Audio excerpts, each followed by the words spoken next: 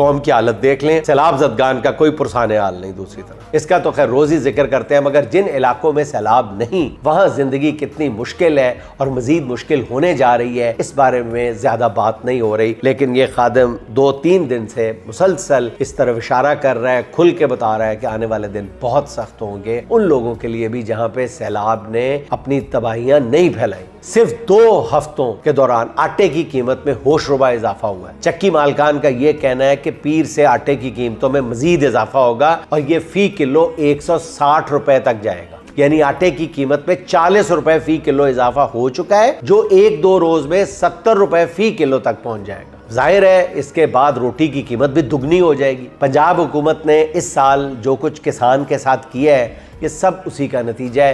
पहले गंदम के नर्ख मुकर्रर ना करने पर किसान को 1700 रुपए फी मन गंदम फरोख्त करने पर मजबूर किया गया। इस खेल में माफिया ने किसान को 300 अरब रुपए का टीका लगाया। अब 50 लाख टन गंदम जखीरा कर ली। अब यही सस्ती गंदम खरीदने वाला ताजर माफिया जो है वो 4000 रुपए फी मन गंदम फरोख्त कर रहा है। जल्द हुकूमत को गंदम इंपोर्ट करना पड़ेगी, जिसमें माफिया एक बार फिर कौमी खजाने पर हाथ साफ करेगी। 2023 में इंपोर्ट की जाने वाली 74 अरब रुपए से जायद मालियत की जो गंदम है, पास्को के गोदामों में फंगस और सुसरी लगने से खराब हो गई है। ये सुसरी गंदम